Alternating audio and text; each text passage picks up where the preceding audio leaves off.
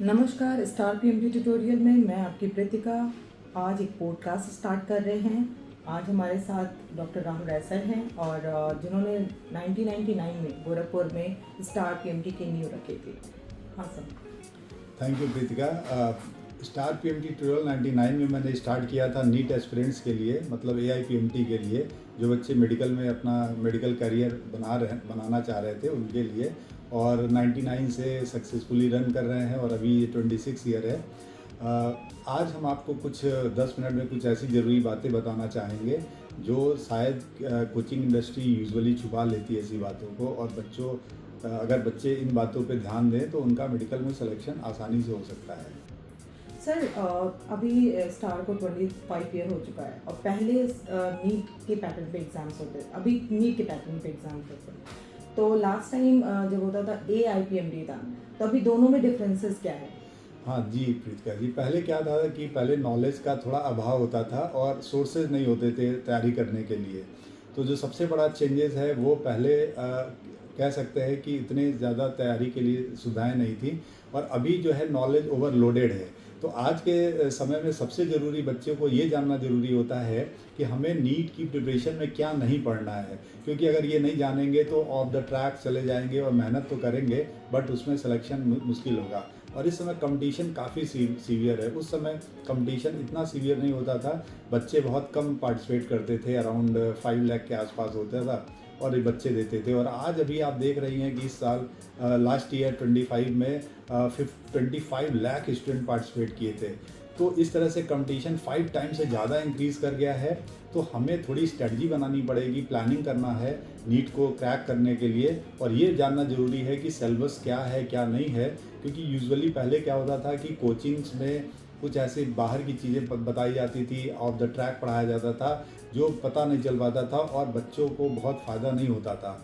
लेकिन अभी क्या है कि ये ज़्यादा नॉलेज इतना ओवरलोडेड है, इंटरनेट पे इतने कंटेंट्स हैं, मार्केट में इतने तरह के मटेरियल्स हैं, इतनी तरह की कोचिंग्स के नोट्स हैं। तो ऐसे में स्टूडेंट बहुत ज़्यादा कंफ्यूज हैं। उन्हें ये जानना बहुत ज़रूरी है कि नीट में क्या पूछा जाता है क्या नहीं पूछा जाता है। उसके हिसाब से अगर वो तैयारी करेंगे तो श्योर सिलेक्शन हो सकता है। सर, जैसे कि जानकारी मिली है कि आपका इस साल का जो टारगेट है, जो मिशन बना रखा है आपने 50+ का, तो क्या क्या लगता है कि इस साल आप गवर्नमेंट कॉलेज में वो बच्चे जा पाएंगे? मुमकिन जी है? बिल्कुल मैम। देखिए, इस साल जैसे हमने मिशन 50 बनाया है, जिसमें हमारा उद्देश्य है कि 50 बच्चे गवर्नमेंट मेडिकल कॉलेज के लिए सेलेक्ट हो जाएं। तो इसके लिए आसान है सिलेक्शन, कोई बहुत कठिन नहीं है। बस इसके लिए आपको एक प्रॉपर प्लानिंग करनी पड़ेगी और कंसिस्टेंसी मेंटेन करनी पड़ेगी, और क्या इसमें एक स्ट्रेटजी बनाएंगे, पर डे रूटीन में फॉलो करेंगे तो सिलेक्शन हो जाएगा। और साथ ही साथ जो है इसमें सभी सब्जेक्ट पे प्रॉपर ध्यान देना है, और सिलेक्शन बहुत इजी है। प्रॉब्लम यहाँ आता है कि अगर हम सिलेबस ऑफ द ट्रैक चले गए, सिलेबस को फॉलो नहीं कर रहे हैं, थोड़ी तैयारी का तरीका हमारा परफेक्ट नहीं है, तो वहाँ पे दिक्कत आती है। तो मेरा ये कहना है कि थोड़ा सा हमें सिलेबस को ध्यान में रखना है, और जो स्ट्रेटजी है अभी, एक बात जो सबसे ज़रूरी है ये देखना है कि देखिए नीट 2026 के जो पेपर होंगे काफ़ी एनालिटिकल टाइप के होंगे, क्योंकि लास्ट ईयर या पहले के जो पेपर्स आते थे या उसके पहले जो आता था उसमें थोड़ा सा आप कह सकती है कि कॉन्सेप्ट बेस्ड उतना क्वेश्चन नहीं होते थे। ज़्यादातर एक तरह से स्टूडेंट रट लेता था और क्वेश्चन कर पाता था, फैक्ट बेस्ड होते थे। बट अभी क्या है, एनालिटिकल टाइप के क्वेश्चन है, अप्लाइड टाइप के क्वेश्चन है। तो यहाँ पे हमें ये किसी भी सब्जेक्ट को थॉरोली समझना पड़ेगा। जैसे अगर हम बायो में जेनेटिक्स पढ़ रहे हैं, तो जेनेटिक्स में हम खाली जेनेटिक्स पढ़ रहे हैं तो उसमें खाली क्रॉस रट के काम नहीं चलेगा। क्रॉस का अप्लाइड क्या है, यानी अगर हम जेनेटिक्स में देखें तो आगे अगर उसका अप्लाइड होता है तो नेक्स्ट जनरेशन में ह्यूमन काइंड को कैसे बेनिफिट दे रहा है, वो क्रिटिकल अप्रोच को हम लोग समझते हैं। और एनसीईआरटी की जो एक एक लाइन है, अगर उसका फैक्ट्स बच्चा नहीं समझ पाएगा तो फिर सिलेक्शन मुश्किल है। यूजुअली सारे टीचर्स कहते हैं एनसीईआरटी रट लो तो सिलेक्शन होगा। देखो, रटने से सिलेक्शन नहीं होगा।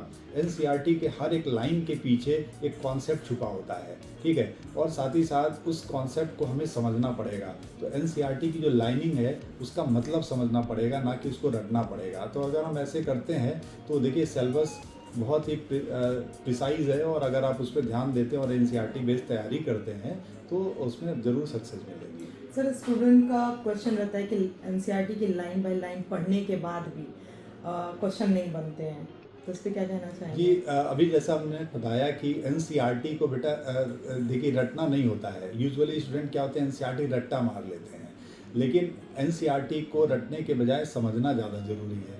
एनसीईआरटी देखिए बहुत लेंदी सिलेबस नहीं है, बहुत प्रिसाइज है, तो उसको अगर हम एक एक लाइन को अच्छे से समझ लें और एनालिटिकल अप्रोच लेके चलें तो हम बहुत अच्छा कर सकते हैं। जैसे अगर बायो की बात करें तो बायो में देखिए ज़्यादातर हम अप्लाइड टाइप की चीज़ों को समझेंगे। जो भी कॉन्सेप्ट दिए हैं उसका ह्यूमन काइंड या मैन काइंड के लिए क्या ज़रूरी है, उसका हमारे मतलब सोसाइटी में क्या यूज़ है, तो ये सब चीज़ों को समझेंगे। थोड़ा सा अप्लाइड अप्रोच रखेंगे, कंसेप्चुअल अप्रोच रखेंगे, तो और साथ ही साथ केस बेस्ड स्टडी भी करेंगे। ये भी इस टाइप के अप्रोच वाले क्वेश्चन आते हैं। तो हमें रटने के बजाय समझना होगा, और अगर हम समझ जाते हैं तो हमें सिलेक्शन आसान होगा।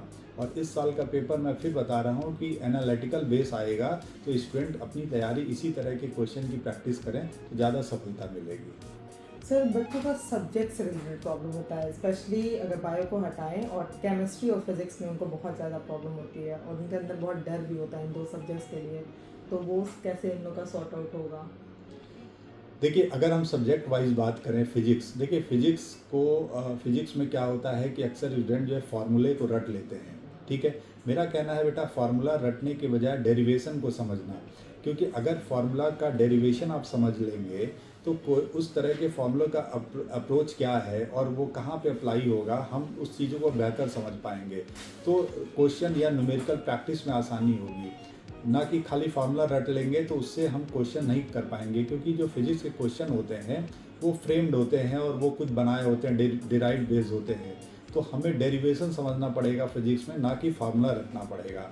और इस तरह से डेरिवेशन अगर आप अच्छे से समझ गए तो फिजिक्स बहुत आसान होगी, न्यूमेरिकल अप्रोच बहुत अच्छा हो जाएगा और आप अच्छे से क्वेश्चन कर पाएंगे। और अगर बात करें केमिस्ट्री की, देखिए ऑर्गेनिक केमिस्ट्री को स्टूडेंट ऐसे पहाड़ा की तरह रट लेते हैं, जबकि हमारा कहना है कि ऑर्गेनिक केमिस्ट्री में अगर हम मैकेनिज़्म को समझ पाएँ, जैसे जीओसी होता है जनरल ऑर्गेनिक केमिस्ट्री में, और जीओसी अगर समझ गए, इसके अलावा जो है हम मैकेनिज़्म को समझ लेते हैं, जो रिएक्शन मैकेनिज़्म है, तो इस तरह के जो ऑर्गेनिक केमिस्ट्री क्वेश्चन अपने आप लग जाते हैं।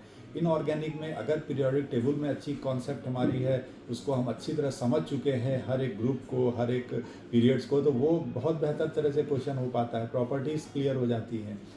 इसी तरह फिजिकल केमिस्ट्री भी है, कॉन्सेप्ट है उसको समझना पड़ता है, तो उसका न्यूमेरिकल अप्रोच अपने आप क्लियर हो जाता है, तो केमिस्ट्री आसान हो सकती है।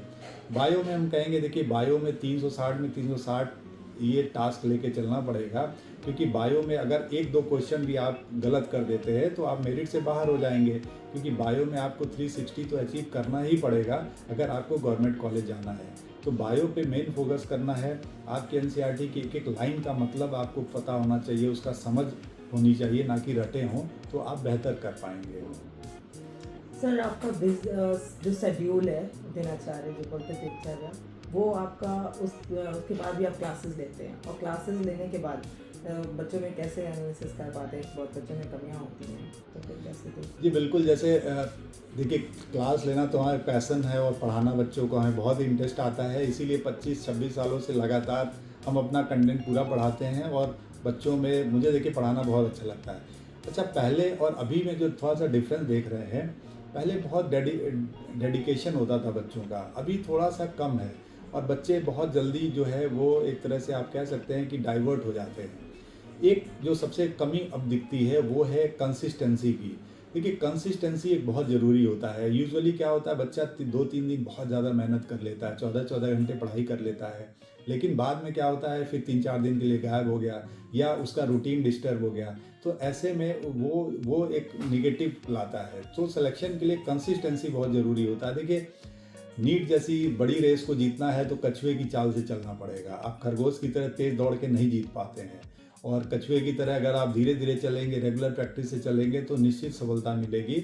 और नीट एग्ज़ाम देखने में तो बहुत बड़ा एग्ज़ाम है, लेकिन उसको अगर आप थोड़ा सा स्ट्रेटजी से और एक प्लानिंग से चलते हैं तो निश्चित सक्सेस मिलेगी। और 26 सालों में जो 1000 से डॉक्टर मेडिकल हमारे कोचिंग से सेलेक्ट हुए स्टार पीएमटी में, उन बच्चों से हमारे रेगुलर टच में रहते थे, उनसे हम उनके सिलेक्शन के पीछे क्या राज था उसको भी हम समझने की कोशिश की। तो सब में एक ही बात कॉमन लगी कि कंसिस्टेंसी बहुत ज़रूरी है।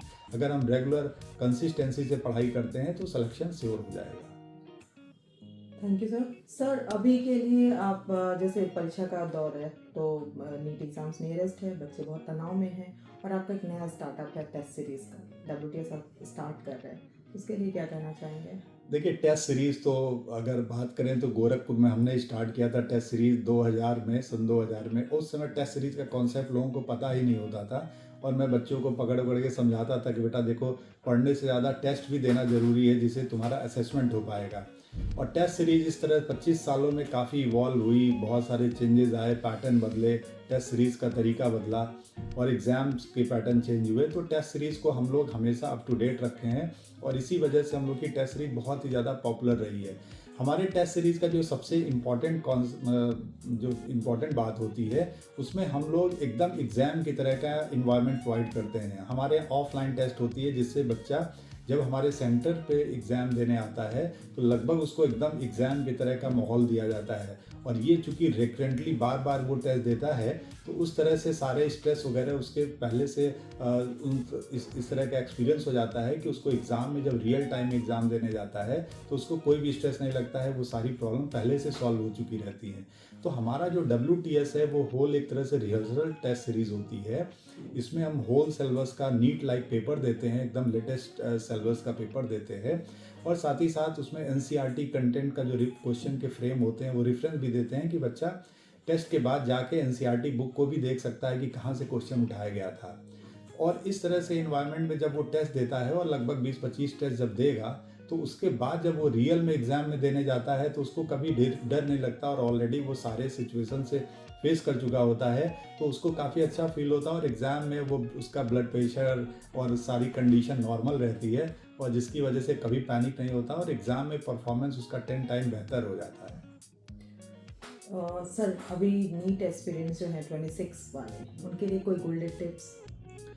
देखिए, अभी बस एक ही टिप देना चाहेंगे कि देखो बेटा, जो भी तुम जब प्रैक्टिस कर रहे हो या तैयारी कर रहे हो, प्रॉब्लम सॉल्व कर रहे हो तो तुम्हारे कुछ ना कुछ प्रॉब्लम्स आ रही होंगी। तो तुम्हें एक प्रॉब्लम नोट्स बनाना होगा, उसमें तुम देखो कि कहाँ गलतियाँ कर रहे थे या किस तरह की प्रॉब्लम तुमसे नहीं हो रही है, कहाँ पे दिक्कत आ रही है। तो इस तरह के जब तुम नोट्स बनाओगे और उसको फिर सॉल्व करोगे, उस तरह की अपनी गलतियों को सही करोगे तो उससे क्या होगा कि तुम देखो, जो भी जब अपनी गलती सुधार लेता है ना तो वो निश्चित है कि बहुत ही पावरफुल बन जाता है। और जब आप इस तरह से पहले से बहुत सारी गलतियों को सॉल्व करके पहले से तैयार करके जाएंगे तो अंदर से बहुत ज़्यादा कॉन्फिडेंस फील करोगे। और बेटा एक बात याद रखना, स्टार ट्यूटोरियल तुम्हारे साथ तब तक खड़ा रहेगा जब तक तुम्हारे नाम के आगे डॉक्टर नहीं लग जाएगा। तो तुम एक बात सोचो कि तुम्हारे साथ स्टार PMT की पूरी टीम हमेशा तुम्हारे साथ है। तुमको मेहनत करना है, कंसिस्टेंसी मेंटेन करनी है और जो प्रॉब्लम्स आ रही है उसका रेगुलर डाउट्स क्लियर करने हैं टीचर से, मेंटर से और अपना जो गलतियों को दूर करना है, सिलेक्शन श्योर हो जाएगा। Thank you so much sir, आपसे मिलकर बहुत खुशी हुई, आपसे बहुत कुछ सीखने को मिला है। और जैसा कि अभी हम डॉक्टर राहुल राय सर के साथ थे और आगे के 2 साल में स्टूडेंट्स को बहुत कुछ सीखने को मिलेगा। Thank you.